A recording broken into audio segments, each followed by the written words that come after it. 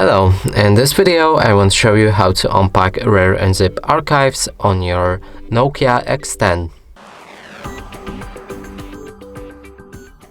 And to do this, I'll be using a RAR app. We've shown you previously on how to get that app from a Google Play Store. So right here, let's open it, find the file that you want to unpack, select it.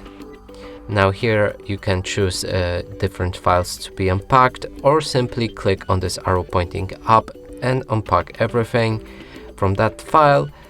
And here also change the designation where to unpack your files, and I want them right here. Click on OK.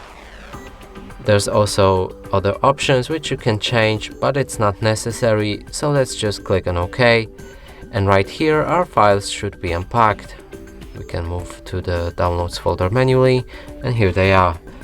And that's it for this video. Hope you like it. Please consider subscribing to our channel, leave a like and a comment below.